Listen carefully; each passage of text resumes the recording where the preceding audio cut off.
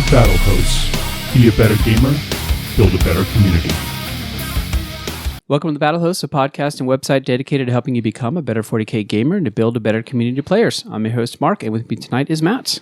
Hello, I don't have to share with anybody. No, I love this. It's just the two of us. Yeah. If you like what you hear, subscribe to us on iTunes and YouTube to catch all the latest episodes. You can follow us on Facebook under The Battlehosts. If you'd like to support The Battlehosts for as little as $1 a month, please visit patreon.com/thebattlehosts. If you join for $3 a month, you get access to our Discord chat where we discuss all things related to the hobby. In this episode, we are going to talk about planning for the Las Vegas Open 2020. And as we record this, we have one more day to submit our lists. So, yeah, it's coming up real quick. And really, it's about LVO, but we're going to talk about, like, really anything we talk about today is it can be applied to any larger event that you travel to. So if you're going to Nova, you're going to Adepticon, or even just a major kind of roughly in your area, it's really kind of what everything we talk about applies to that as well. Yeah, so. and I've traveled to tournaments in Australia, and we've been to DC, we've been to Minnesota in the winter, and those ones are all more challenging than going to LVO for us because we actually get a direct flight to Vegas, like one of the only places you get a direct flight from Boise to Vegas. So, but all these tips kind of apply to going to those events that are more longer distance. Yeah, for sure. We're going to discuss kind of how to settling on an army, getting it ready, and practicing with it. Which I can say personally, I have not practiced nearly enough, but I think it's universally everyone can probably say I have not practiced with it enough.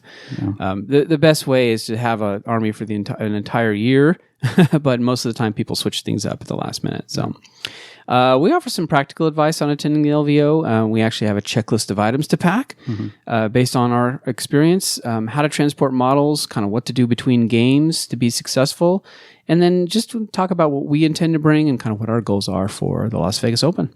My goal right now, I'll tell you right now, is probably as long as I can win 3 games, I'm happy. I'm trying to set a low bar here. Yeah, that is kind of a low bar you're setting. Because what did you do, 4-2 last year? Yeah, 4-2. Yeah. Okay. So, we'll see. Did you play third day? Did you play in the RTT third day?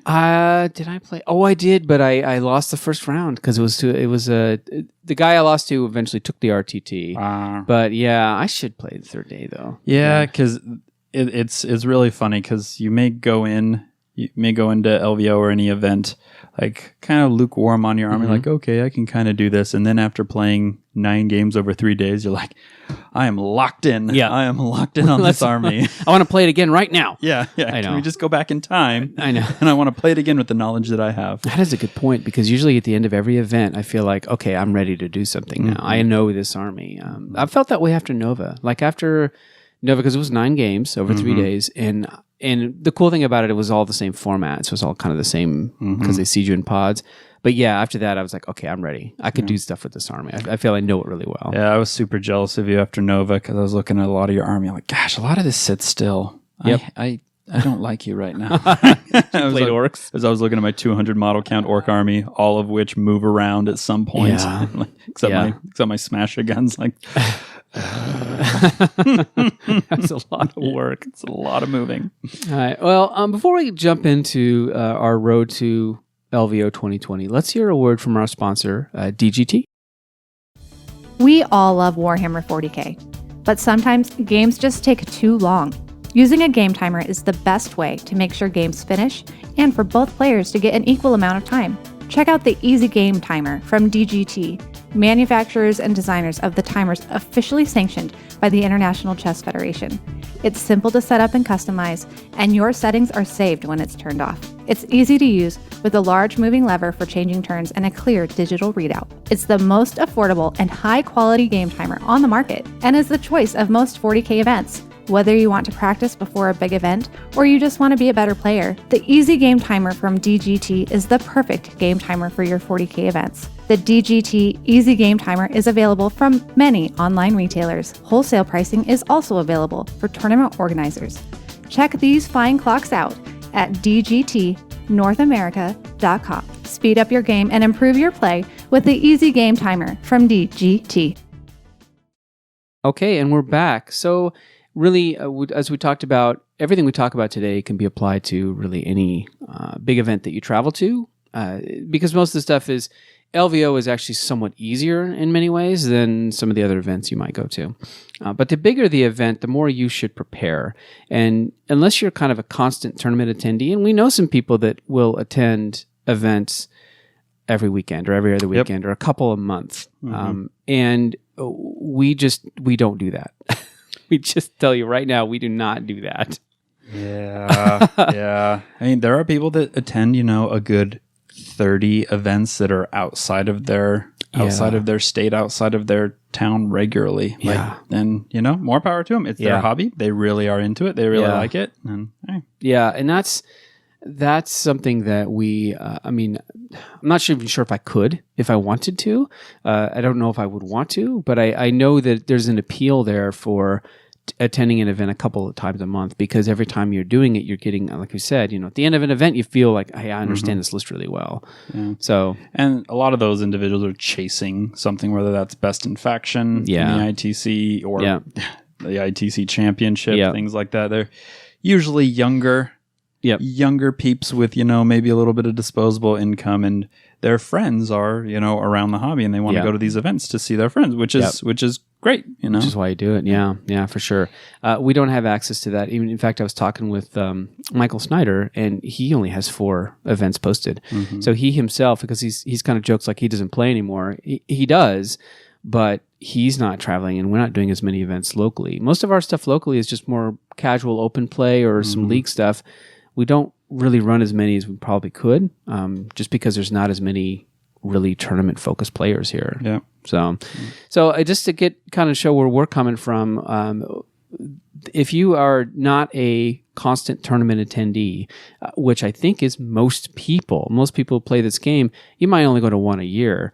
In Vegas is probably one of 2 or 3 that we go to a year, but a lot of the stuff here that we're going to talk about is things that we've learned over time, but it should help you, because usually if the first time you go to a big event, it's kind of a bit of a shell shock. I found anyway. The first time I went, I was just like blown away, because I had no idea. Like people were walking around with army trays and all this cool stuff, and I'm like, how do we get that? What do I do here? I had no idea. Where did you buy that display board? Like, I made it from chunks of styrofoam. Yeah, like what? How does that work? That's cool. So really, unless you're a constant attendee with a shelf full of painted units, you need to start preparing for an event like LVO. The hardest part really is to nail down your list. And again, unless you're a top player, it's better to pick a list early and practice a lot. Usually when it starts to get chilly outside around the fall, because we've been to LVO every year, it's our event, because it's close and it's easy to travel to. I start thinking about, like, what am I going to take to LVO? This year I had planned on Marines. But I did not get them done in time. Just things happened. The fall was busy, and I'm like, oh, crud. So I made kind of a last-minute switch, which you really shouldn't do. You really should, if you're going to go to like an LVO, especially if it's a big event, and you only go like maybe, if it's one of your big events a year, you kind of circle it and say, okay, I need to lead up to this. But at the same time, it's difficult to land on the list when you're still waiting for the chapter approved and the fall FAQ. There's a lot of things that kind of have to sort of settle in place before you can say, yes, this is what I'm going to take. Yeah. And, the switch is not super uncommon. Yeah. And at least you're switching to something that you know. Yes. And you are familiar with. You're not switching to, I don't know, your Dark Eldar, and you have played not many games with your Dark Eldar. That's true. Lately. But, if you were to switch to your Admech or your Eldar, you'll be fine. Yeah.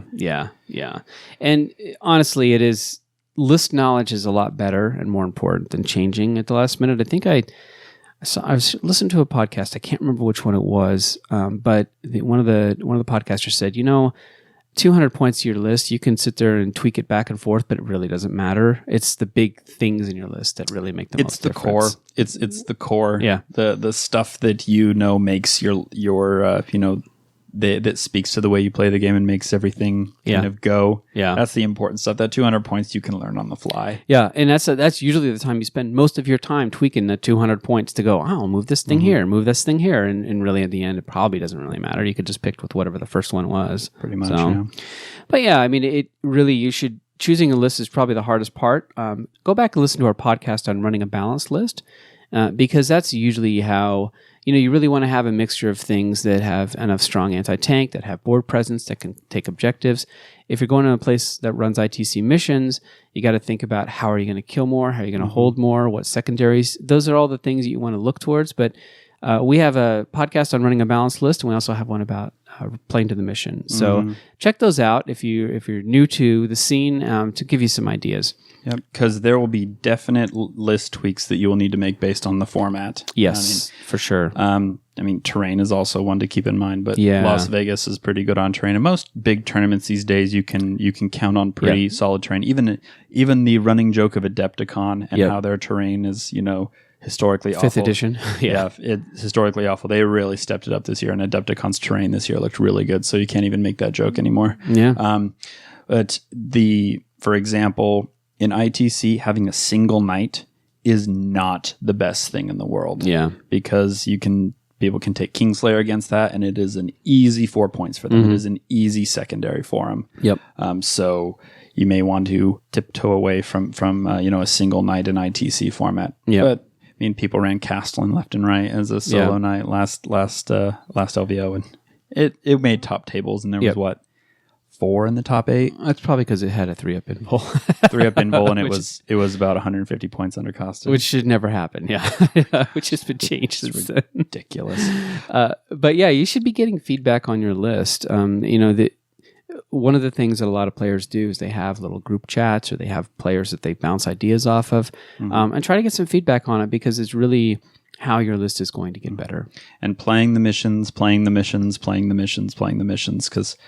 let's see, it's been 2 tournaments that Mark and I have went to that use missions that we're not used to. Renegade, and one of the first things we played 4 missions of Renegade missions maybe. Yeah. And then afterwards we're like, we didn't play these missions enough. And Nova, we did better. We played 5 games with Nova missions, and why would anybody take end of game scoring? This is silly. Everybody was going to choose progressive, and the more I saw it Nova, I'm like, no, end of game is the way to go for a lot of armies. And we said on the plane ride home, we should have played more Nova missions. We should have played more. And I think now you see a lot of people are using ITC, but I think Nova's Nova, right? I imagine they'll always have their own mission pack, which I applaud. I like it. Well, Renegade switched to ITC this year. Yeah. They're not even using Renegade missions anymore. Yeah. So I think a lot of big events. I thought Renegade missions were pretty unique, but they were okay. Yeah. It was more about how tough you were and how much you could stand on an objective over a period, because there was a lot of emphasis on end of game scoring for that one. But you're right. They're start to turn more and more to ITC missions. Yeah, yeah. Which, I think they're pretty balanced missions, despite what there's some things that could be tweaked, but I think everything could be tweaked. I don't know that you get much better as a balanced mission set than the ITC missions. So. Well, and if you look at ITC and Nova missions, they're much more alike than different. Yeah, and that's what made it easy to play at Nova. I think, for sure. Much more different than alike. Yeah, and much more alike than different. Sorry. Yeah, and one thing you can do is, especially when we talk about running a balanced list, there are a handful of Math Hammer sites out there, and there's even a Math Hammer app, but. Go out there and you could sit down and plug in a unit profile and just kind of take a look at how much damage it's expected to do for Guard, Marines, Vehicles, Knights, and Flyers, which are kind of the 4 big categories. Like, how well does this kill T3 infantry? How well does it kill Marines? How well does it kill vehicles like T7, 10 wound vehicles? Knights are kind of like the gold standard for really tough things with an invul. And then a Flyer, which is usually -1 or -2 to hit. If you start to look through all of the units that you have roughly you're thinking about in your list, and you start to go through and go, okay, how well does it do against this, this, and this? You will see which sort of buckets of units your unit can really efficiently damage or destroy. And that's when you get a sense of, okay, this unit should be going after this unit should be going after this unit. And it also shows you some of the holes in your list. If you don't have enough anti-tank, it's going to show up. It doesn't take into consideration psychic powers, of course, because that just, mortal wounds tend to sort of be in its own plane, but doing a little bit of rough Math Hammer for some of your key alpha units just to know how much can you realistically kill is probably not a bad idea. Yeah. No. And some of these apps, they're good. There are things that I think that they don't quite account for, like rerolls really mess up math on math hammer. Yeah, especially the salamander style reroll. It really does screw things up. Yeah, it really messes with the math. And yeah, a lot of the math hammer you're doing is kind of ideal situation type stuff. Yeah. But it does give you a better idea of what to expect. Yeah. Yeah. Sure. And it's basically yeah, you're right. It's always the average. It's not the swings, and the variance, is always there. Yeah. But. So, I mean, for example, times that this really, really has helped, because I used to not be a proponent of this, and Mark was, and I'm like, yeah, you're crazy. This isn't going to help you at all. Yeah. On the way to SoCal Open a couple years ago, I had we have a lot of spare time on a plane. But yeah. had spare time on a plane, and I just got out the dice app and kind of calculated how much firepower for my army would it take to take down a Castellan with a 3-up invul, with a 4-up invul, with a 3-up invul. Yeah. How much would it take it to get it if it had Jinx or had a Doom on it and things like that? And I'm going to tell you what, it helped me in 2 of my games allocate the proper amount of firepower and see if it was doable at that point in time, and it was extremely, extremely beneficial. Yeah. Yeah. And the big thing now is like, how much does it take to kill a unit of Primaris intercessors in cover? A lot more than you think. And especially if it has Pharaohs nearby to give them 5-up invul, or it has an apothecary. If it has the super apothecary near it, to give them a 5-up. Feel no pain if they're iron hands. Yeah. There's a lot of things that will skew the math, so you've got to be a little bit careful, because you throw a couple modifiers on there, and whatever math you had in your head, it's out the window. You may have to double whatever firepower you want to think, but if your list can't efficiently kill a 5-man squad of Intercessor Marines in cover, then you need to think about how you want to address them, because those are, when I say Marine equivalent, those are the Marines you're going to have to start killing. Yeah. So, and the reason we're using Marines kind of as a baseline is because it's expected that about 1 out of every 4 armies of the 1,000 people playing in the LVO championships is going to be playing some form of Marines. It's going to be 30K.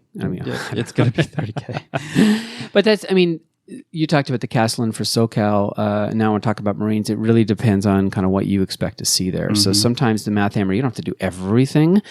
You can do kind of buckets or rough categories of ideas, or you can go very hyper-specific, like how does it kill a Thunderfire cannon? How much indirect fire do I need to kill a Thunderfire cannon who's also hiding out of line of sight? So there are some specific targets you might look towards if you know you're going to see those. For sure. But once you have a list or a group of units that's kind of settled on, then you need to start painting. And painting is up to this new standard that LVO has kind of adopted. And what I like to do is I want to start practicing right away. So I have a list, and usually the list probably has about 300 points of sideboard. Things that that I might want to swap in and out. But what I really am interested in is getting a bunch of proxies together, or painting up the units to like a rough standard that I can play and then paint as I go. Because really what you want to do is get these things built and painted roughly enough that you can play them or have a suitable proxy for practice games. Because really you want to get them on the tabletop through practice as soon as you possibly can. And over time, I've realized that I've kind of matured over the past 4 LVOs or something, because now when the first LVO, it was priming and then base coding in a frantic rush before LVO, like 2 weeks before, like I'm never going to get this done. And now it's more like I'm priming and base coding, still 2 weeks before LVO, but I'm not nearly as stressed out about it. Yeah, because it's not the first rodeo, and I know there's so many other people doing it. Yeah, it is a thing that I've learned to do, which has been extremely effective, is I've just sat down and done all the bases for all the units that I'm doing and base code them. Yeah. And once they're base coded, you put them on the base, all the bases that you bit the bullet and spent a full day just doing all the bases to a nice standard, because there's a big focus on basing now. Yeah. And you glue them onto the base, and so there you have a base coated model on a very nice finished base, and you can as long as you have a few colors on that thing, you can get it to where you need to get it and not have to rush it, and you have a completed model that is LVO ready. Yep. And you can play with it too, is the big thing. You can play with it and practice with it and have to proxy. Yeah. So actually, you're right. That's a good point. Getting the base coats done and getting them on their bases. If you can get the faster you can get that done, because you can improve your models between gaming sessions. Absolutely. Like you can wash them, or you can do you can do edge highlights, whatever you need to do. But having them on a finished base with a base coated model with at least, when I say base coated, I mean like 2 or 3 colors, or even just the single color you're going to run with. Then you can play with it, and then between sessions, you take a unit, you start to paint it, and then you play it again. So you really just want to get it ready to play, but you want to continually improve your painting.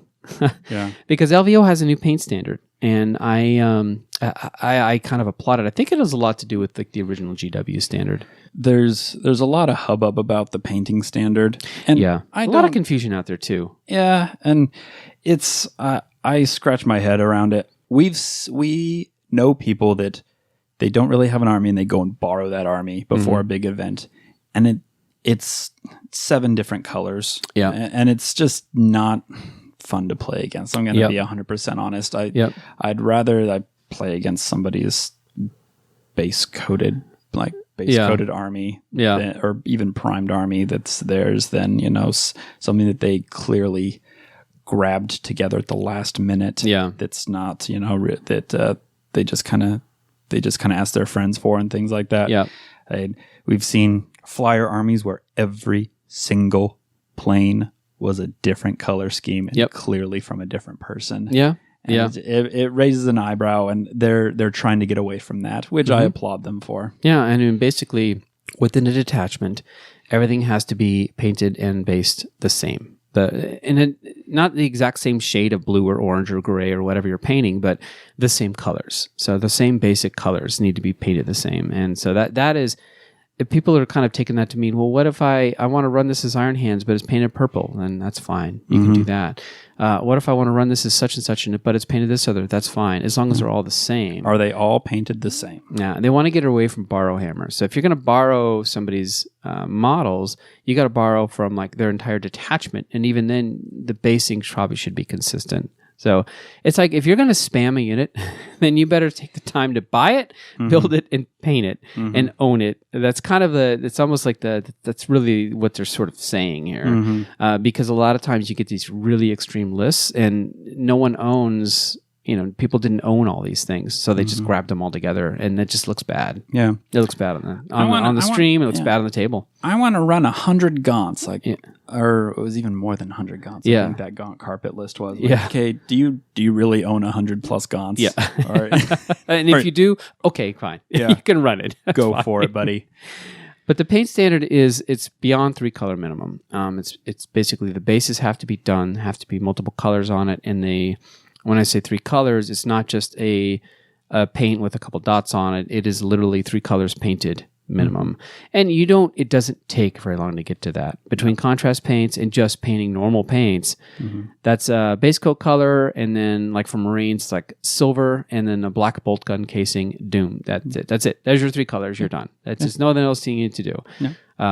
By the way, they don't expect you to be, Renaissance level of or Golden Demon level of painting. They just want they want to see effort. Yep. There needs to be some form of effort. Even the basing guidelines are so lenient. Yeah. I think it's still painted bases. Don't quote me on that one, but the first iteration of the guidelines for the basing is at least painted. Yep. Painted a color. Yeah. It doesn't take that much time. Yeah. And even if you do need to put some sort of flock on it, that is literally a little bit of glue and some sand. Yeah. And you're done. Yeah. Yeah. There's not, I think they just want effort and consistency, especially. And then if you're running big blobs of things, it's nice to have squad markings.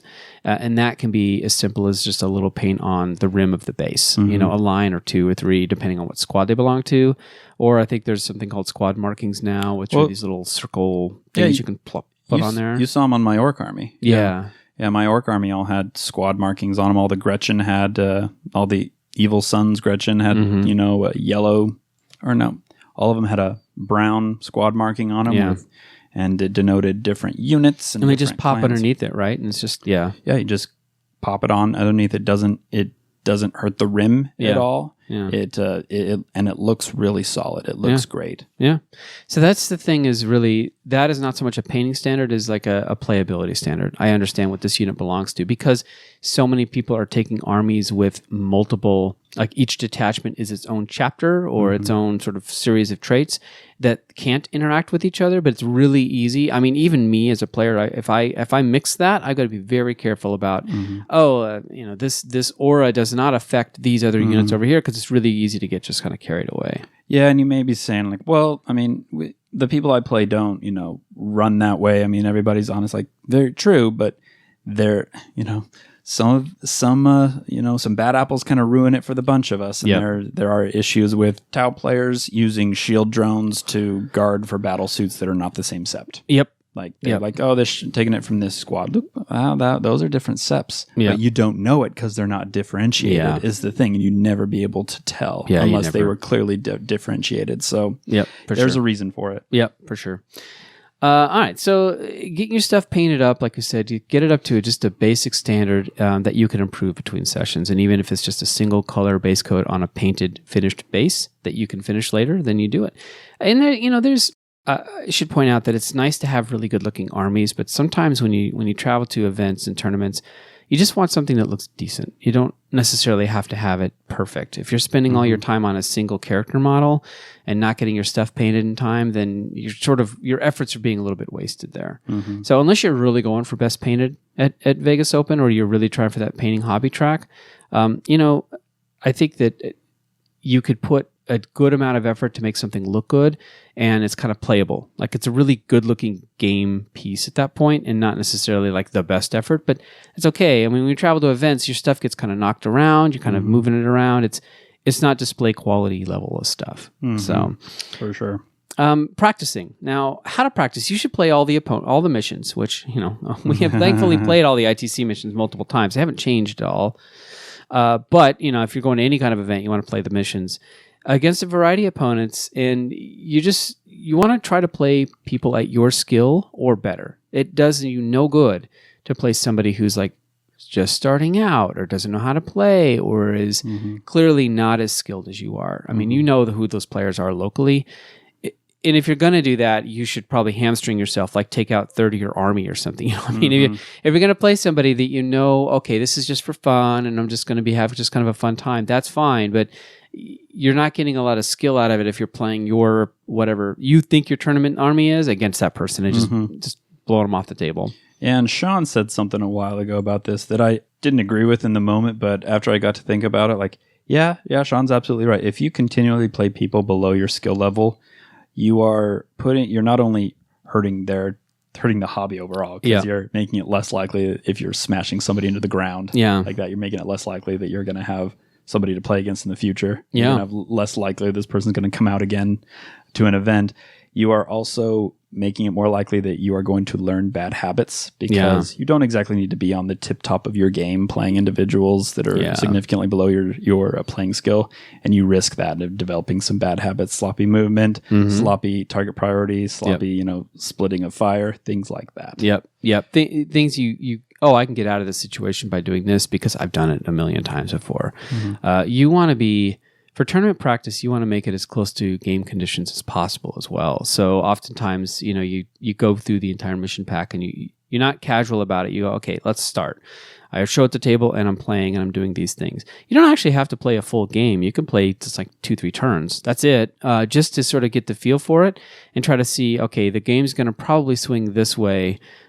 Maybe let's reset and let's try something different. That's usually a really good way of practicing. That's the way I practice before tournaments. Is you do like 2 turns, you kind of talk it, you maybe talk out what the rest of it would look like, and sometimes 3 turns if it's close enough. But then you re-rack and you try again. Because after 2-3 turns is a really good hint of how the game's going to go. Now, the actual tables at LVO, one of the things I wish they would do, and I know Reese has mentioned this a million times, but I wish they have like a rough map. The nice thing about Nova is every table has roughly the same layout. So you can set up a Nova table easily and kind of play around with that. It'd be nice if ITC had, I don't know, a map of like the 10 tables you'll see. But in general, you'll see some pretty good line of sight, and usually you'll see line of sight kind of pushed to the middle of the table.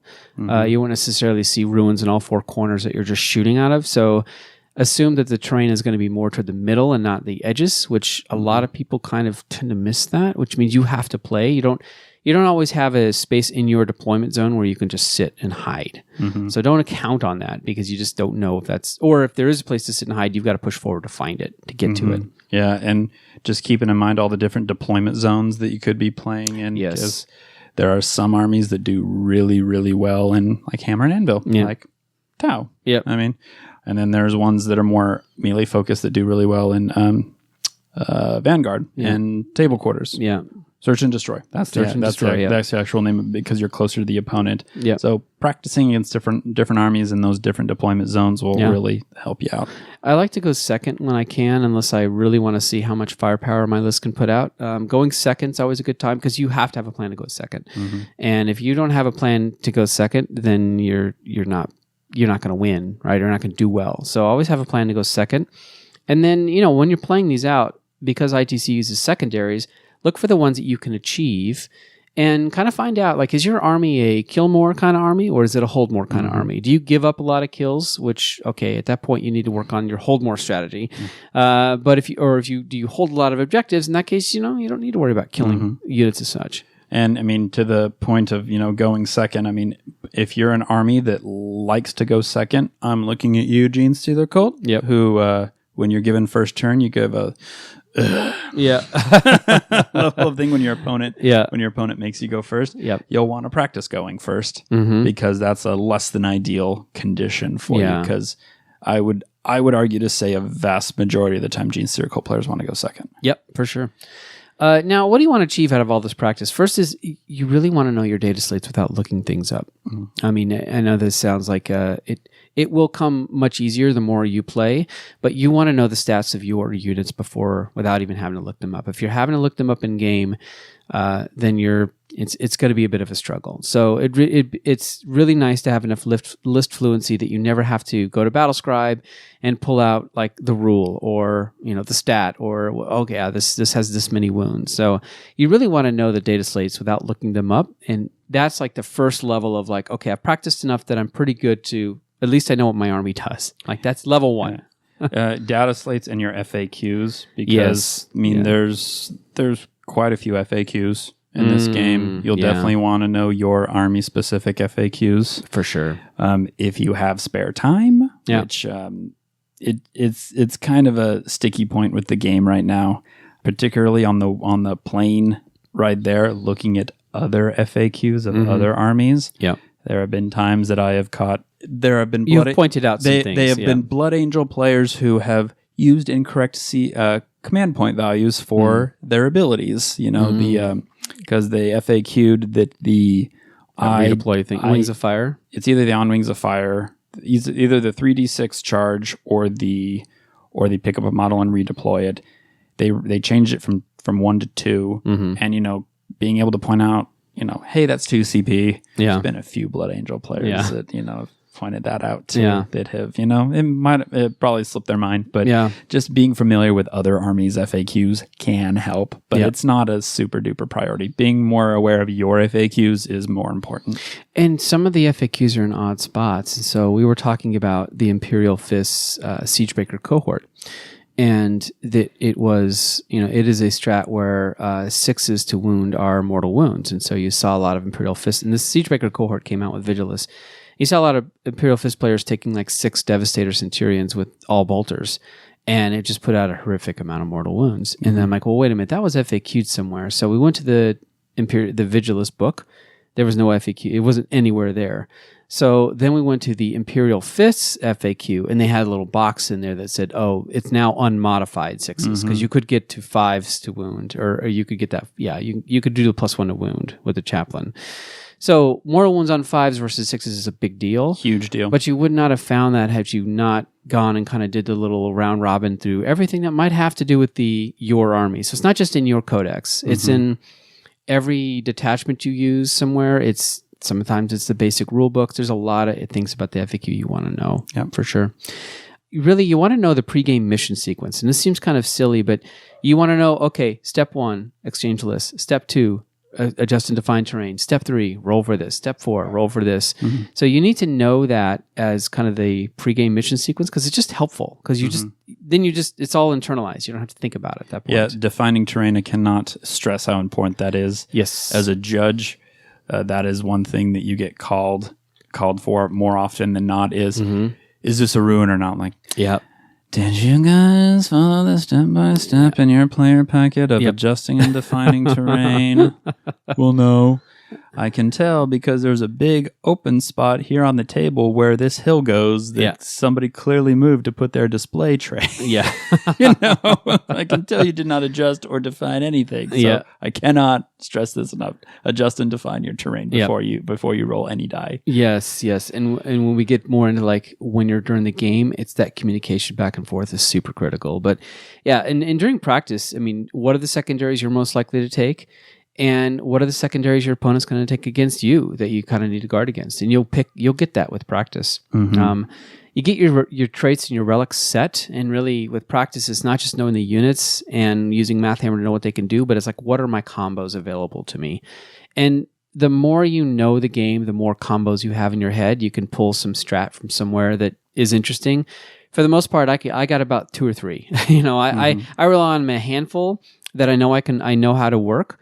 And that's all I really got because it's just easier for me. But the more you know your list, the more you know the combos that you can pull out. Yeah, your list was way shorter with AdMech because there's not a lot of strats to be used with AdMech, are there? AdMech's pretty simple. It's really simple. You do sort of you can do canticles, and then there's say 3 or 4 that you use, but they're so. I've done them enough that I kind of know how to do it. All of them have to do with your infiltrator bomb. Yeah, pretty much. Yeah. The infiltrators drop down, do mortal wounds. Yeah, that's about it.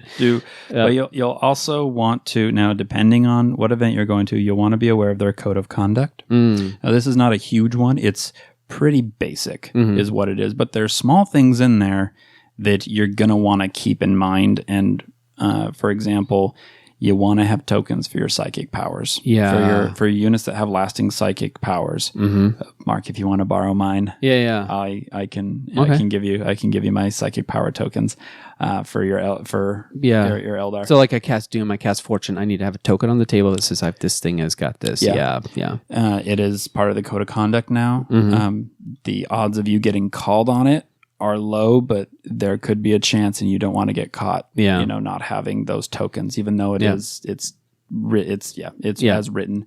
Things like declaring what dice are before you roll them, even though we all know that is kind of common courtesy every single day. That is in the code of conduct, and it is required, and you don't want to really get caught on that. So being aware of the code of conduct. Yeah, and in playing with these things, the more you try to simulate game conditions when you practice, the better it'll be, because you're not so loosey-goosey about it. You're prepared for when you show up to that first table. And don't overcompensate based on kind of what your local players are playing, because I think last LVO we thought orcs were going to be everywhere. We just thought they were going to be everywhere. Like, it works. There were a handful, but I didn't play an orc army at all, and I was a bit shocked that there weren't more than we thought.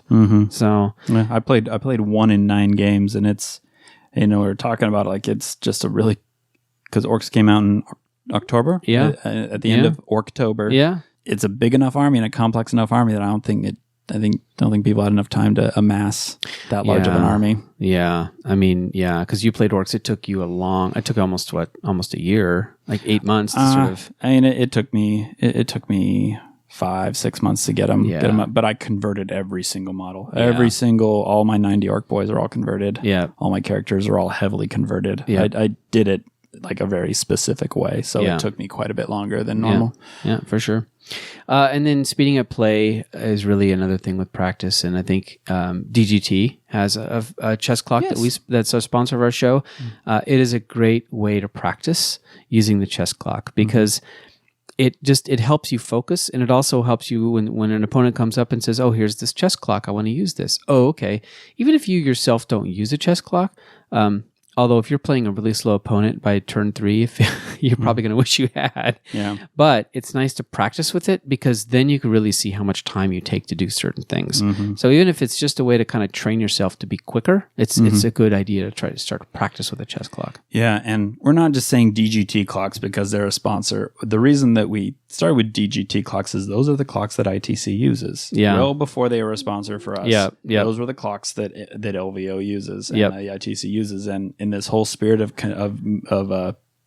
copying game conditions, you want to be familiar with the game clock. Yes. Okay? And it is a very easy clock to get used to. Yeah. Yep, it is. It's got big handles. It's easy to switch over. It's good.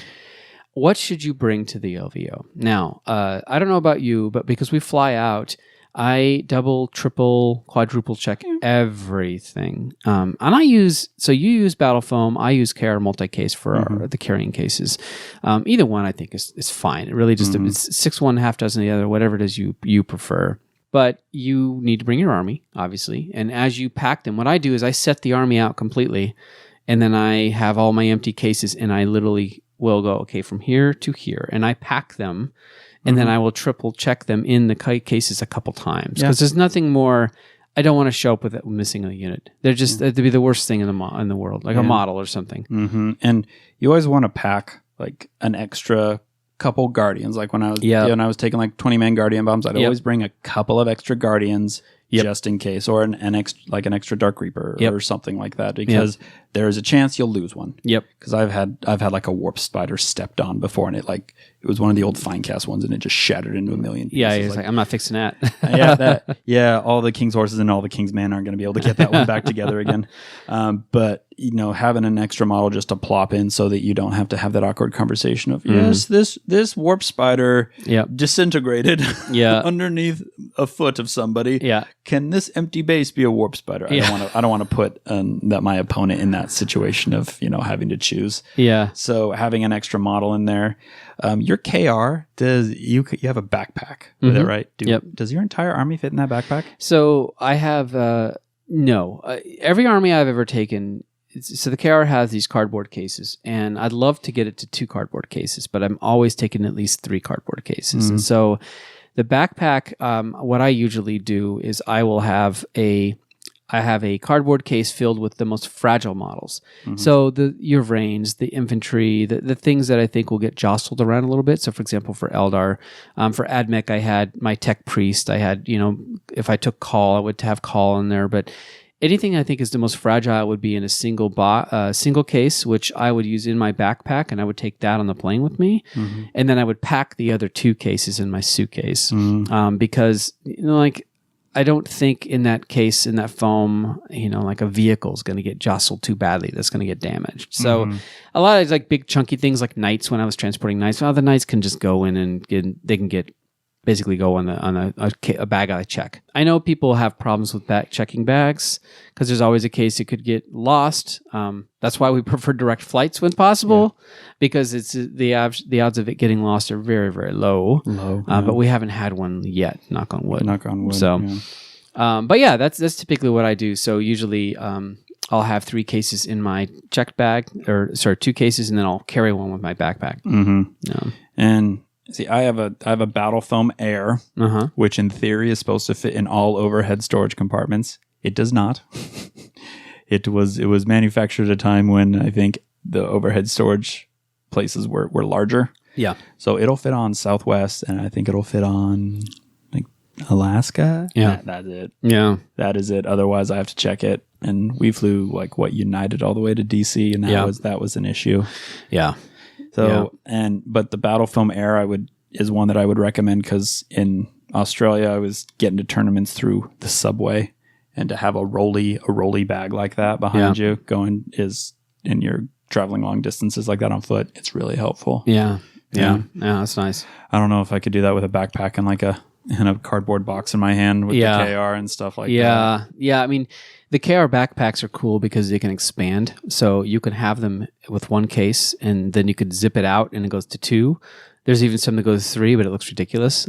You could have 3. But for the most part, you can go up to 2, so you could walk around with that. But like I said, I would always be carrying something. But we transport the models because we know we're going to be at the hotel and staying at the hotel where we'll be playing. Yeah. So even at Nova, we stayed at the hotel across the street, which was literally like, it was not even, when I say across the street, it was, 2 lanes of traffic each way. It might as well have been the same hotel. Yeah. It was nothing. It was really nothing. I think it's easier to get from our hotel room to the convention hall in Nova than it was to get from our hotel room to the convention hall in Vegas when we're in the same hotel. Yeah. I don't know. It might be half a dozen one hand and 6 another, but yeah. But usually what we do is when we show up to the hotel, the first thing we do is kind of check on our models and see which ones made the journey. There's always going to be some kind of breakage. Don't lie, Mark. The first thing we do when we get to the hotel. Oh, well, we got to put our clothes away too. Got to hang up our clothes. We're not savages. We're not savages. Yeah, we're not gonna show up to a tournament with wrinkly clothes. Yeah. We hang our clothes up, put our clothes away, and then we do the armies. Then we check the models. Then we check the models. Then we check the models. Or at Nova, we construct our movement. We construct our trays. Our movement trays, our MDF trays, the Army transport trays, yes, that are really helpful. So that's one of the other things you should bring is an Army tray.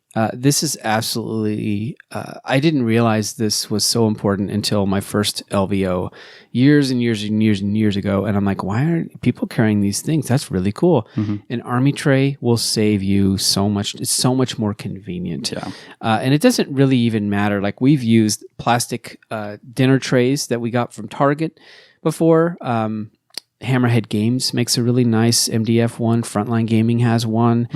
There's different sizes, but any kind of a tray with handles and sides, you can use. I would always use that to transport your army because once you start doing that, it's a game changer because it makes things so much easier. And our TV trays that we had, they're magnetized. They have a sheet metal that I just glued to the bottom of the tray. Yeah, same here. And you have magnets in the bottom of your models. They stay. Yeah, they might jiggle back and forth a little bit, but they stay on that tray. Like if you stumble or something, they don't go flying because they're magnetized to that piece of sheet metal. Transport tray is a game changer. Yep, for sure. And I think that's the thing is you want to walk around with a transport tray. You don't want to be pulling crap out of foam every time you arrive at the table. Yeah. And other things you'd want to bring are things like 2 tape measures and like, why 2 tape measures? Say, do you guys measure with two with both hands? Is this some like elite like new top table trick? Like, no. Like, you bring 2 tape measures because the tape measures that are used in this hobby are eerily alike, and you kind of want 2 to make sure that you're not grabbing your opponents or things like that, or you don't take it home with you. And also, there's always that friend that loses their tape measure, and they need their second tape measure, and they need to borrow one. It's a redundancy thing. Yeah, I would put your name on if you have like I don't know why I got them, but I have those little red Warhammer tape measures. I have to put your initials on the bottoms because too many people have those dumb things. So many of them. Dice wound counters, CP counts for you and your opponent. So you want to have dice, you want to have wound counter dice for everything, and it's nice to have a little CP. I usually have a separate dice that I use for CP countdown or Renegade. We got those little counters, a little wheelie counter little wheelie counters. You want all the books in physical or tablet format because your opponent has the right to ask for a rule to look it up. Pen, pencil, cheat sheets if needed, chess clock. I have a folder with all the mission packs and all the scoring sheets printed for all 9 rounds because I want to basically have a score sheet for every round that I want to write down. Really? I do. All that? I do. Well, because I like to write it down because between rounds I want to compare. Here's what I wrote down. What did you write down? And then show him or her and say, okay, we're good. Round 1's over. Let's go to round 2. So I like to pack all that stuff. Yeah. Backpack or bag to tote around your non-army stuff, which you want to basically you're going to walk around with a tray in your hands, and then you're going to have a backpack or a messenger bag or whatever to pack the rest of the stuff. So you want to be comfortable walking around because. Some events are bigger than others. Vegas is huge. Like the hall is massive. It's all one big room with all these tables, all 500 of them probably. And you'll see the little, you'll know where the number layouts are, but you need to know kind of where everything's at. Yeah, it is less of a cognitive load for you. It's less energy to kind of gather everything in one place. Because as soon as you get your table pairing, you need to go. Like you need to get your stuff. You need to go there to make sure that you're on time. Yeah, and a lot of these tips and techniques, that's a good point, is reducing the cognitive load. So if you're thinking about how you need to move or organize things, that's time being taken away from things you should be focusing on or on your game. So, pack a water bottle. I know you're not supposed to. Well, you can pack an empty water bottle. You can pack in an empty water bottle and fill it up there in Las Vegas. I highly recommend that. Definitely. And then snacks, protein bars, jerky, fruits, nuts for energy. I mean, you can pack junk if you like, but it's nice to pack a protein bar, something, because you're going to get hungry between sessions. You'll get hungry between games, or there's some of these tournaments only give you like half an hour. Yeah, sometimes you just for lunch, and just like your game might run a little bit long. Yep. I mean, packing up army and scoring up with stuff, it may leave you like 10 minutes for lunch, and it's better to have fruit or protein bar instead of skipping lunch, because that's gonna hurt your playing for the last round or two. For sure. Yeah. Super glue in case accidents happen. Absolutely. And then finally, I always pack ibuprofen or aspirin, depending on what you want to like, or Tylenol. But I know this sounds a little bit, but I typically over time it's dry there. It's grueling, and I often get headaches, and so I need that, because if you have a headache, I can't play this game. There's just no way. And I mean, some of that could be like dehydration and things. Yeah, that's probably why I need to drink more water, for sure. Because Vegas is a desert. Yep. I mean, it's a super duper duper. The first sign of a big nationwide drought we have, I think Vegas is going to be one of the first ones to get set on fire. Yeah. It's a desert. So I mean, how it just kind of lends to drink your water, stay hydrated. Stay hydrated. Yeah. All right. So, and then transporting, we talked about how we travel, how our air travel works. But if you can find a mule, sometimes you find somebody that's like, we locally will have somebody, driving to Vegas, and they might offer to transport your army. If you can trust that person and you believe that no matter what happens, they'll get there, then sometimes it's nice just to have somebody else transport all your stuff. Yeah. Give them $20 and transport your stuff. Because I can tell you, when we had to check my army and to go to Nova, to go to DC, and I can tell you, when everything came out of that, when it came rolling down that baggage claim thing, and I just saw it go boom up against the wall, like, there's a couple breakages to get set up, in the room, and part of the battle foam bag, one of the plastic pieces kind of got broke too. I mean, those bags are not meant to be checked. They make Pelican type cases for those things. Yeah. I think if you get nuts about that, they're pretty expensive. Yeah, but you can do it. They're not meant to be checked though. And assume that the stuff you have is going to get looked at through customs too. So that's the other thing too. It's going to get checked, which is annoying, but it does happen. So, and even if you carry it on, if you have metal models, there's a good chance that you get that at security checkpoint. They open that thing up and say, "Can we take a look at this?" Like, yeah. And like, what are these? It's a game. Then they have the whole conversation. Yeah. So air travel, I guess there's no perfect way to do it. We've found different ways to get there. Sometimes having a mule, which we call them, could transport your stuff. Or if you have a big display board, you want to do best painted. Sometimes that's not bad either. So that actually is not a bad idea. Now, before your first game, the first thing we do is we always arrive early and kind of scope out the tables and terrains and then the table numbering. Now, LVO, I think we're getting to Thursday. They close the hall Thursday night because they don't want people just hanging out. But it's nice to get there Thursday kind of during the day and kind of scope out just to know how the table numbering works, the different types of layouts. Because typically last year, I think it had about 10 different tables, like 10 styles of terrain, basically. It might have more now because there's so darn many of them, but it's nice to kind of scope out the table and the terrain and the numbering just to get your bearings, for sure. When you, before the round begins, you try to put your army for a nice, safe place out of the way. We always try to find a table way back kind of in the middle of the thing just to kind of hang out for pairings. And then once pairings are up, I always take a second to look at your opponent's list and move to your table. So it's nice too, like if it's me, you, and a bunch of other local players, we'll say, pairings are up, we'll pull the list. And I'll say, credits, I've never played against this, what is this? And one of us will know, it does this gimmicky thing here. If we're around, we could say, this is demons with such and such, what is this? Oh, he does this thing. Okay, great, that's cool. Stay away from the mirror. Stay away from the epitome. The stupid mirror, contorted epitome.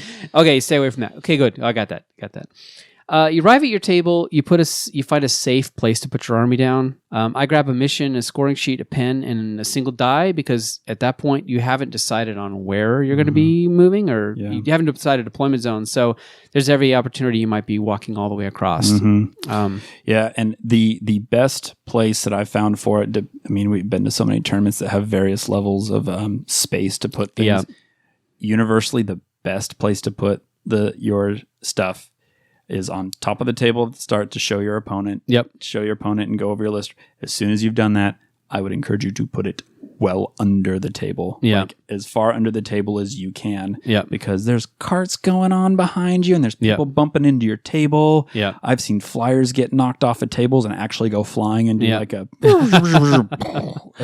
yeah. Make sure that your army is in a safe spot because there are people moving around you with backpacks and bags and stuff like that and their own huge display trays and they don't know their own turn radius. Yeah. And models get destroyed that way. I've seen it. And don't walk around with a big display tray. Use an army transport tray, which is much smaller and designed to transport armies. Don't walk around with your big display board because that's just obnoxious. We all thank you for not doing that. Yeah, and you exchange lists. And here's the thing: when your opponent shows up, and I don't know what the rule is. There's a certain amount they have to show up in a certain amount of time, or you should grab a judge. 15 minutes from end of start. If they don't show up within 15 minutes of the round has begun, the timer has started on BCP. Yeah.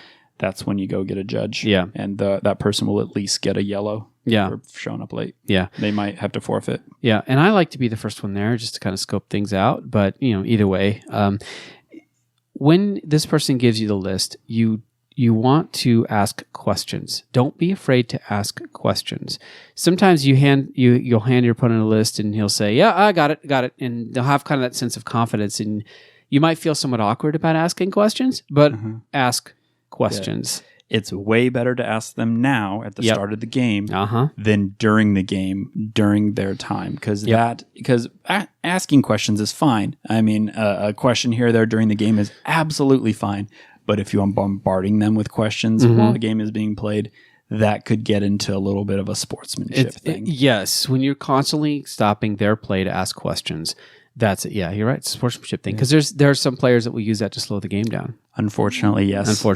There are people there are enough people that have done it that it has been added into the code of conduct for this year. Yeah. Now, if it's obviously you don't have to ask about everything, but you might want to ask, okay, what are the weapon profiles? Strength 8, blah blah blah. Okay, and you might write these down on their sheet because they've given you the list. You own it at that point. I usually make little notes and okay, what powers you taken, all this kind of stuff. And I might ask, I'm not going to ask a dumb question like, well, what fancy things can you do?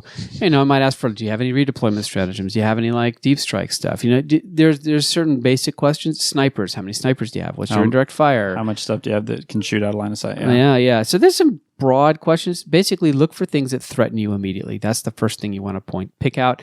And maybe you circle them on the list and say, okay, these are the ones I have to kill right away. Yeah, these are priority. These things need to die. Yep. Oh, there's enough things that need to die early that I can just choose Mark for Death on these things. Yeah.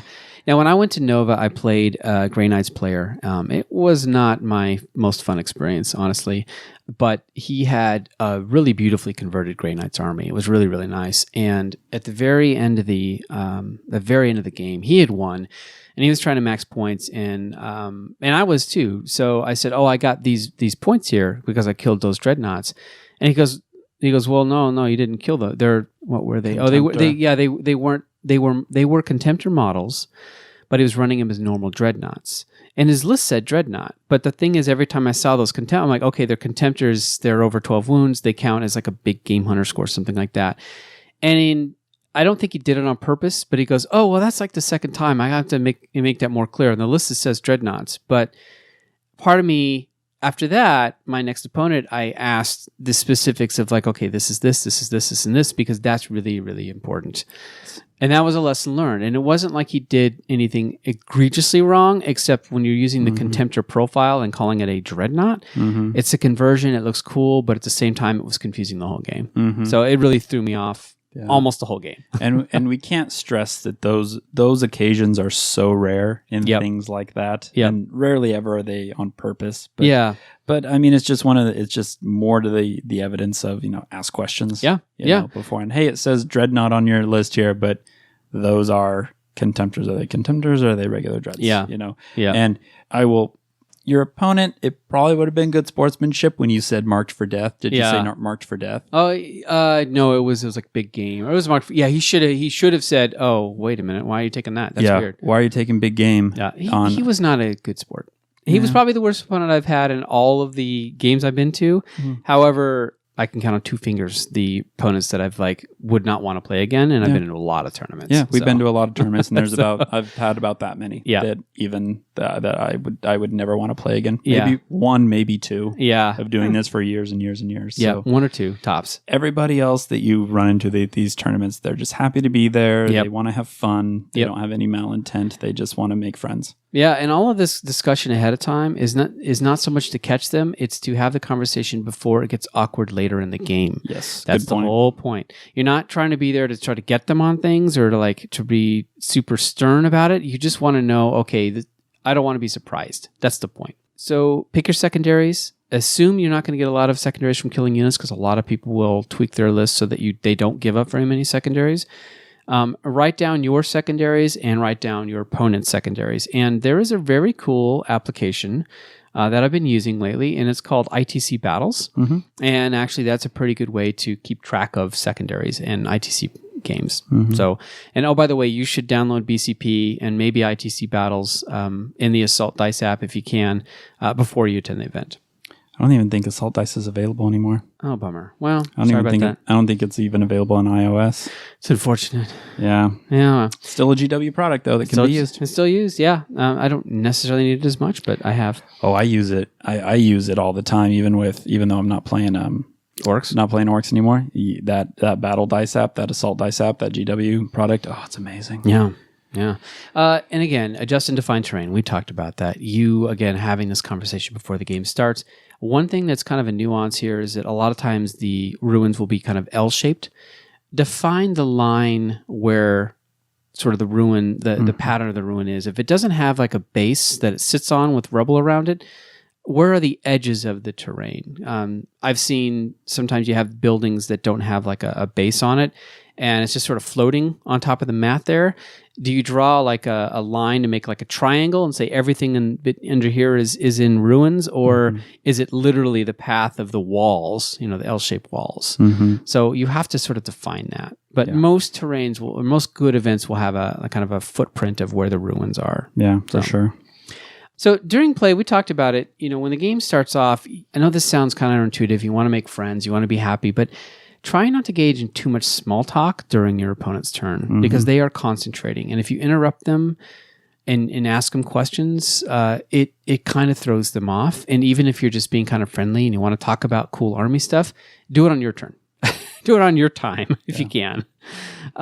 Doing their opponent's turn is kind of distracting. Just let them do their thing. For sure. And if there is especially if you're on the clock, you're on the chess clock. Yeah. It is good etiquette to not ask them questions in the middle of their turn. Yeah. But if you're on the clock and they're asking you a bunch of questions, a good way of getting them to stop doing that is either taking your book out of your bag or your digital copy and saying, here you go. You can look this up while I'm moving and doing my turn, and you can learn it the way that you're supposed to.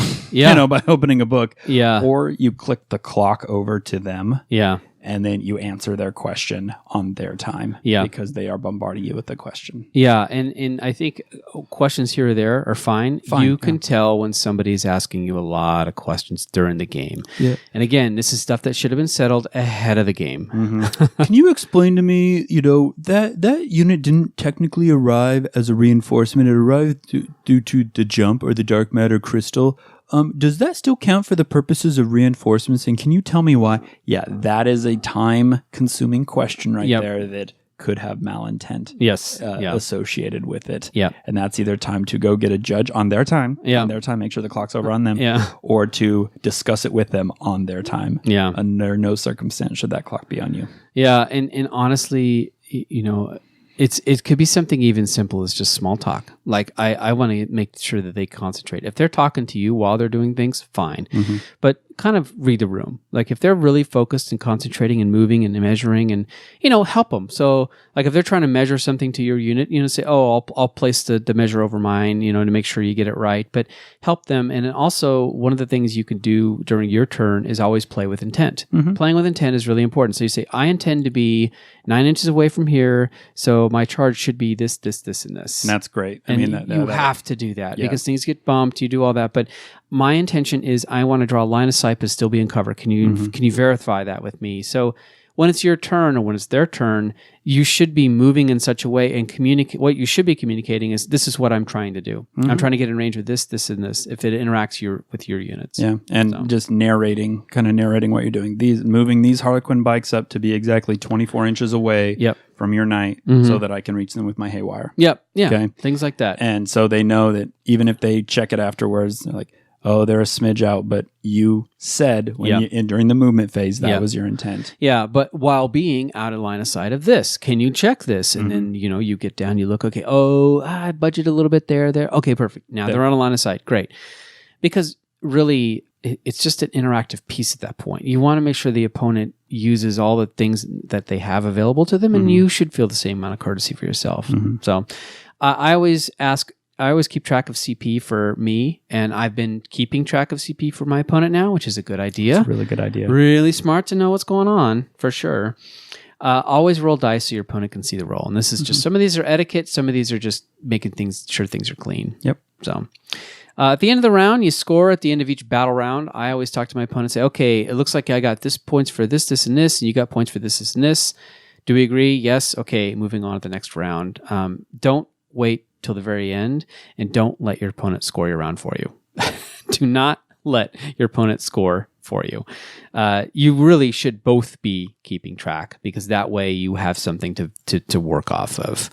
And a lot of this isn't so much to suck some of the fun out of the game. A lot of it is to make it as efficient and clean as possible, because you want it to be a positive experience. I have found that usually it's not until rounds 4 and 5 that you really start to kind of talk and banter, and you kind of get to know the person, and you kind of loosen up a little bit, and it's a little more like, oh, okay, here's this person I'm having an enjoyable game with. At first, you're pretty much all business to just to get through things, for sure. Yeah, to get everything started up, because the hardest part is getting a game going. Yeah. Once the game gets going, it gets easier. Yep. As you go. But man, getting that mad rush to get to the table and get all the psychic powers written down, warlord traits, relics, and all this stuff. Yeah. It is. Yeah. It's a go situation. End of the game, make sure you get every single model and you count it and double and triple check between games. I lost a solitaire one year. Thankfully, it turned up in Lost and Found, but he went missing, and I'm like, oh crap, I had to play my last game with I don't have a solitaire. Can I use this? And luckily, I mean, we were mid tables. No one didn't care, but it's a bummer to lose a model. So always double, triple check your models. Yeah, double, triple check that you have all of them. I mean, I have movement trays are a good way of doing that. So if you bring again 20 guardians, I have a movement tray with 20 guardians, so it's really easy to check. There's movement trays are nice. I'm missing. Sure. I'm missing Fred. Yeah. Okay, Fred the guardian is missing. Let's check in all the buildings, because I mean, so many games you walk up on tables and there's one or two guardsmen just sitting there on a top of a building. Or you see a solitaire. Yeah, solitaire. Lunch you won't really have. By the way, when you're going to Vegas, it's not cheap. I mean, the days of cheap buffets are sort of over with. You're going to spend $15 on lunch, maybe more. It doesn't really matter where you go. It's good to scope out the lunch options ahead of time. They do serve lunch in the hall, but lunch is kind of one of those things where you just sort of scarf something down and move on. Yeah. Or you pull a Michael Snyder or Brandon Grant, and you have peanut butter sandwiches, loaves of bread and peanut butter in your room, and you make peanut butter sandwiches ahead of time. And you really cut down that cost. Yeah, you do. And by the way, Vegas doesn't have refrigerators, and it doesn't have coffee makers if you've ever been there. The hotel room does not want you in your room, not at all. In fact, they'd rather you'd be out of the room constantly. That's what they want. Yeah. So. Overall, I mean, really, when you're playing a big event, you're trying to be as efficient and organized as possible. You want to communicate clearly. You want to play as cleanly as possible, and you want to give your opponents a good game. Sometimes, if you're there for fun, that's great, but make sure you're giving your opponent the game that they want. And oftentimes they're there to play a interesting, challenging game of 40K. That's really what they're there for. And you kind of owe it to them to give them that game. And that's kind of what you're trying to do here. With all the tips we've just talked about, is to keep you organized and to keep you on track and be ready for things, really. Yeah. And using, like, oh, I'm really competitive. Oh, I really want to win. That's not really an excuse to be a poor opponent, I would say, because the best players in the world of this game, when you play them, and I've played them, it is no different than the game I play with Mark or a game I play with Sean. Yeah. You still banter back and forth. You still are saying, oh, well, this unit looks like it's out of range. Was your intention for it to be in range? Like, yeah, that was my intention. Okay, yeah, they're in range. Go ahead, type thing. It is still an above the board, clean game. Yeah, and it's in my opinion, it's the best way of playing. So yeah, saying that you're really competitive or really trying to win is not really an excuse. No. And like you said, above the board, all the communication needs to be up front. And that's the whole point of all this. Gotcha moments are no fun. That's really what you're trying to do. So let's take a quick break and let's hear a word from our sponsor, TraderA.com. If you're like most Warhammer players, you own a ton of models. At one time you had big plans for these models, but now they just kind of sit, gathering dust, unused and unloved. It's time to clean out your closet of shame. Visit TraderA.com and get cash for your used models. Trader A is run by Captain A, someone who's been in the community a long time and has done a lot to grow the hobby. He's also a personal friend of the show. Unopened boxes, models on a sprue, half-built models, primed, painted, even bits have value. The process is simple. Send him a list of what you have, he'll send you a quote, you pack it up, send in your stuff, and he'll get you cash. You can shop around, but you're going to find that Trader A gives you 40% more than the other guys. You want it quick, you want to get rid of it, visit TraderA.com. Get cash to buy the stuff that you really want. TraderA.com. Sell your models and get your cash quick and easy. All right, so we're back. And, there's a lot more to do at Vegas than playing games. Although we've joked that this event could be anywhere. It could be Podunkville, Nowhere Land, and we'd still attend and still be amazed by it because honestly, it's a spectacle with all the players that are there. But there's a ton of stuff to do at LVO, and also, I'm not going to tell you what to do at Vegas. Vegas is Vegas. But you should visit the vendors when you get a chance. Check out the used models, especially when you're, a day you're not playing, like that Thursday when you arrive is always a good time. Check out the GW Forge World booth and maybe laugh at some of their prices. Sometimes they have event-exclusive things that are cool. But it's cool to check it out. Yeah, last year they put the Sanguinius model up for purchase there before I think you could buy it online. Yeah, and it was they really go the extra mile to make it a really unique event. Yeah, and also we've been to the preview before. It's a long line to get into the preview, and literally within seconds after a preview ends, that stuff goes up on the Warhammer community page. Now, I know Nova, they had a giveaway of a model or something like that, but to me, unless the preview is held in a huge room, which I don't know that it is, I'm not sure where it's at, but it's just a standard conference room, and it's not that amazing. So it's cool to be in there, but GW reps are not going to answer any questions that you're not getting anything out of them. No, they stick to their talking points really, really well, even when there's pretty well designed questions that we've seen people hurl their way that like there's no way they're going to be able to wrangle out of this one, like they wiggle out of it. There's nothing in the preview you're going to miss from then what's going to be on the website in 2 seconds after the preview ends. So, and they are still scant on details in those reveals. They have their PowerPoint presentation that mostly contains slides that you're going to be able to see on the community website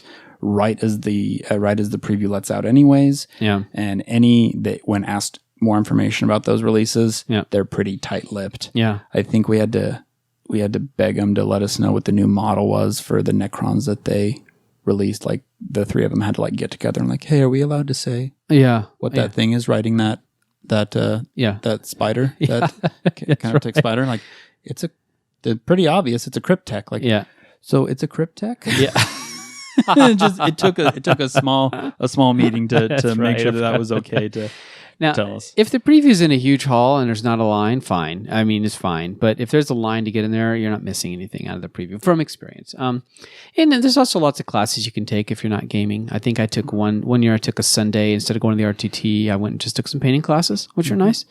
There's also the things outside of Las Vegas Open, and there's the social events. And one thing with an event like Nova, where it's kind of contained in a little hotel, and there's not a places to go wander and go do things. Everyone's kind of in the same zone, and there's the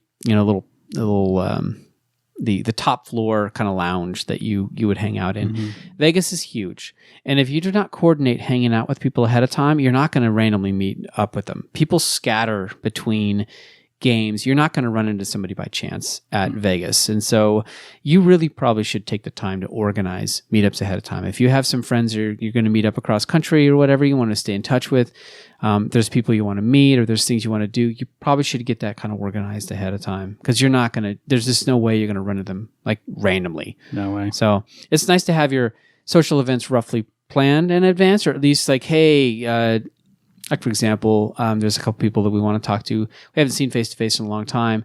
Hey, you want to get a beer or something like that? We need to sit down and say, hey, what night are you free? Yeah. What would be a good night to do this? So, because otherwise it's just not going to happen. Yeah, it ain't going to happen otherwise because, like I said, we're on the Strip. Bally's is on the Strip. It's on the Strip. And people just disappear to the ether right after games are over. Like they have their own spot that they go to. It's like the middle of the Strip, too. You open up and boom, there's Vegas. Well, like Relentless D, the team, Sean and Michael and Brandon's team, they have a specific spot that they go to dinner to most nights. And I'm not going to reveal what their spot is because that's their trade at Team Secret. But that's where they go like pretty much every night. And it needs to be pre-organized. You're absolutely right. You definitely want to. Vegas is expensive. It's big, and it's really, really easy to spend dumb amounts of money. It just is. I mean, aside from the gambling, it's just expensive. Rooms don't have, like I said, they don't have coffee makers, refrigerators. So sometimes that's why it's nice to have somebody with a car or a mule drive you to the grocery store, you can pick up a bunch of stuff and go back to the rooms. You'll be spending money on food and drinks unless you actually are able to buy it or pack it in. So depending on your appetite for spending money on those kinds of things is how much you probably should be packing. And you're at the mercy of the hotel, you're at the mercy of that place for all 3 meals. So all 3 meals. Be prepared. So pack snacks or hit the I think there's a CVS or something like close by that you could walk to. Although, you look on a Vegas map, walking is not, it's the size scale is kind of insane. So it's the footprint of all those hotels is pretty big, so it kind of makes the Strip longer and longer and longer, and getting to like a grocery store or things like you said is difficult. It's very difficult. It's for sure. All right, let's talk about what we're bringing, kind of what our goals are. I played most of this last year, starting with last LVO, with Knights and AdMech, and I have built up my AdMech force, and I played AdMech at Boise Cup, and I played more and more AdMech got into my list. By Nova, I played with just a Knight and 2 Warglaves and some AdMech. And funny thing is that Nova list is like 300 points cheaper now as a chapter approved. I was thinking about running AdMech, and I was seriously considering it, I had planned on building Marines up because I started going kind of in Marines, and we have a Getting Started with Marines podcast to listen to kind of talk about that. And I'm like, hopefully I'll have Marines ready for LVO, but it was just not enough time. It's just not enough time. And the Marines kept changing. Like what is good kept changing. And so I wasn't ready with Marines. And so then I thought, Eldar are interesting now. And Eldar are kind of my true love, I guess. It's my first army that I really, really love. So I decided I'm going to run Craft World Eldar for LVO. Inspired a lot by some of the stuff that I've seen, people playing non-flyer Craft World lists. And I thought, I like to do better than 3 wins, but I want to set myself at 3 because I haven't played Eldar in a while. I'm not entirely sure where this meta goes or how it works, but basically my Eldar list, I'm going to take Wraith Lords, I'm going to take Vibro Cannons, I'm going to take some Night Spinners, I'm going to take kind of more of a combined arms Eldar list and just see how I do. I still have to paint up a bunch of stuff, and despite the fact that I have a lot of Eldar, so we'll see. But I'm kind of excited. I'm excited to try out an army that kind of is always spoke to me. We'll see how I Are you do. bringing any Crimson Hunters? No flyers. Really? No flyers. Interesting. Because flyers just die. Like But they soak a lot of firepower before they die, especially if they're, you'd have to choose between, you'd have to take them as Aliatok. I would, which isn't a big deal. But if you wanted to take stealthy with the rest of them, that would really wreck that because it would, okay, I see the dilemma. Yeah. I see the dilemma there because Crimson Hunter Exarchs are really good at killing Space Marines. Yep. With the star cannons and everything. They're also quick to die to all the rerolls that Space Marine gets, since it's kind of what I worry a little bit about. But also, I just the other option I was thinking of taking a single Wraith fighter into Crimson Hunters, and the Wraith fighter can cast something like that. That power, it takes a unit that can only shoot within 18 inches or something, and I could do a -3 on it. There you go. So I've thought about that, but I've seen a lot of the Eldar lists that don't have flyers, and I kind of want to try that archetype a little bit. Yeah, So. and you have a lot of damage 2 stuff, which is really important. That's kind of what I was. Yeah, damage 2 or more. So I think you should do better than 3 wins. Yeah, all right, we'll see. Let's be honest. I mean, we'll see. It's a funny thing about LVO. It always depends on when your losses come. Yep. Because if you're If you're gonna lose the first game. lose early, like game 1 or 2, and then you can kind of coast your way back up the ranks. But people are getting better. Like the average player is getting a lot better. They are at 40K these days. It's They nothing are. like it used to be. Yep, for sure. But So Matt, what are you gonna take? well, I'm curious. Your AdMech list is 300 points. What did you need to add to it? Oh, I would have changed my AdMech list completely.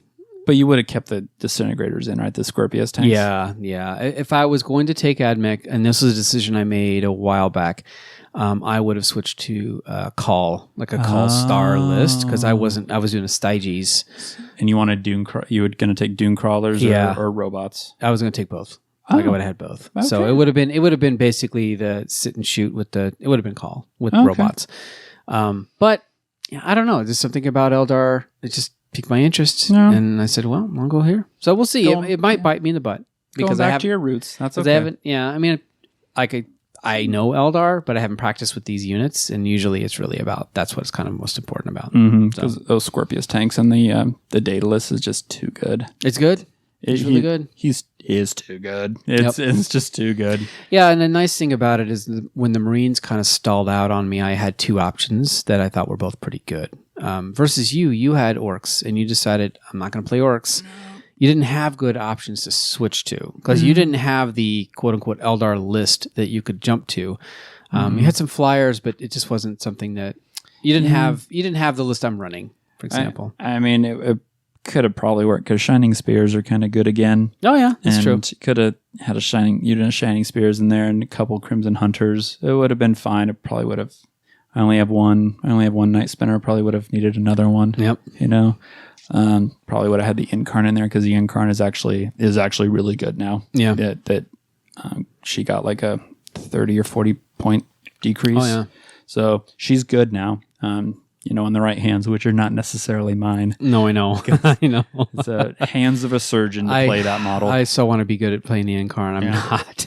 I don't think many people are. That's why you never see her. Yeah. She's really rough to play. Yeah, Sean Naden, but he's his own freak of nature when it comes to 40K. So. The only one that can sees the Warhammer table as a matrix. Yeah. And not really like the rest of us do.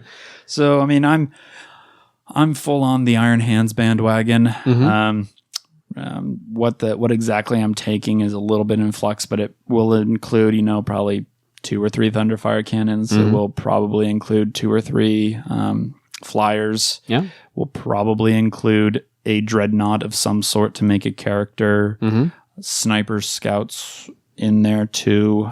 Sure. A little bit of this, a little bit of that. Was thinking of running Centurions, but I've practiced with them a few times and said they are way too slow. Yeah. And they especially in Iron Hands. Yeah. And if they can get tremor shelled, and they can be slowed to a movement of 2. Yeah. Even 2 plus half advance and things like that. And they can be a little Death Star, but it's a really slow moving Death Star. Yeah. And especially unless you want to run like Pharos and the super apothecary and things like that. But probably just running out a mech list like that with Iron Hands and see how it goes. Have not practiced a ton with it. It's not exactly the hardest army in the world to play. It is because you're saying the same doctrine. Yeah, and you just know it's Iron Hands. You're like you're. It's a fixed thing. Okay, I have this. There's no tactical genius needed to be like, this is the proper time to move to tactical doctrine, or this is the proper time to move to assault. Nope. Yeah. I'm in Devastator Doctrine the whole game. I think the better players know the nuances and they can dig deep for some of the strats because Marines have a lot of strats. But you can do okay with playing like 3 strats and a couple combos and just shooting people off the board, honestly. Yeah, because we both have like 2 repulsor executioners that are sitting on the shelf, and mine are well based and painted pretty okay. But it just doesn't seem very fun to play repulsors right now. I don't know what it is, but some Iron Hands shenanigans soup. And you were able to get your Marine list much quicker put together than I did. That's good. That basing method just helps so much because you start with the bases, and that's a good chunk of color on your model right there, and base color, and then you just kind of add a couple of colors to the helmet or shoulder pad. And you're done. And I think the thing is, you were ready after Onova with Orcs to jump to something. So, you're saying Iron Hands, but you're literally building a Marine army. Yeah. It's not an Iron Hands army. You're running it as Iron Hands, but you're going to build a Marine army. It is the Death Knights. It is a very obscure chapter of Space Marines called Death Knights that fit the color scheme of paints that I have on the shelf. Yes. And their fluff is so little that we don't know who their first founding is. So you can pick whatever. Their first founding can be whoever we want it to be. Yeah. And the thing about it is too, with this many Marine codexes out, you're kind of setting yourself up. You'll always have a Marine army. So whether things kind of go in or out, you'll always have it. That's good. Things will change. That's your orcs are currently sitting on a shelf, but you're not getting rid of them after all that time you spent putting them to them. Spent so much time on those things. There's no way. Yeah, there's no way I'm getting rid of those things. And we should say that the orcs, you're not playing them in events. That's different than playing casual. So, all the stuff we talked about is, playing efficiently and having communication. That's kind of very event-specific types of games. Events are a lot of fun. You get really good games in. You learn a lot. You become better players at the end of an event than when you go in. Oh, yeah. But it requires a certain amount of efficiency. And orcs, with all those bodies, that was just too much. Orcs just don't work right now. They just don't with all the firepower that's out there. But casually, I still play them. Casually, I still play Dark Eldar. Yeah. The Dark Eldar really haven't spoke to me too much competitive wise, but I think you'll be fine with Eldar, and I think I'll be fine with Marines. Iron Hands. Yeah, we'll see. And I think that the nice thing is I have certain left. I kind of taken a lot of pressure off. I'm like, who cares really what happens, right? If something crazy happens, it happens, and nobody cares. Yeah, no one cares. There's 1,000 players 800 probably after all the drops, maybe 9. Yeah. But no one cares because we are not the top ITC. We're not going for best in faction this year. I think this is not the year for us to start grinding towards that. So nope. Yeah. Nope. All right. Now, hopefully, if you've never been to a big event or this is your first one, we gave you some tips and tricks to help you out. That's really the point of this. So if you're going to the Las Vegas Open, message us on Facebook, ping us, and let us know. We'll meet up. We'd love to chat with some of our listeners. So thank you so much for listening to the show. We'd love to hear from you. So like I said, message us on Facebook. Email us at thebattlehosts@gmail.com, especially if you're going to Las Vegas Open. If you'd like to support us, you can help us in a few different ways. You can tell our friends about us. And you can like us on Facebook, or you can subscribe to us on YouTube. And we have a YouTube channel now. The YouTubes. Yeah, and you can leave a review on iTunes, which does help to boost our listening audience. Finally, support us on Patreon at patreon.com/thebattlehost for as little as $1 a month. You can help us with the cost of running the show and staying engaged with the 40K community. So thanks for listening to Battlehosts. Remember to be a better gamer. And build a better community. Good night.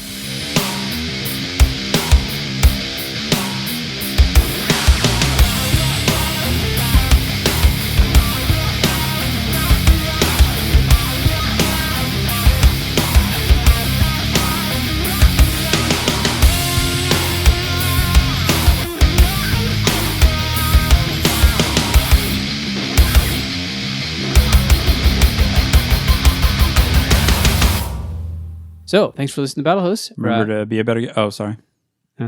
No, you always do it.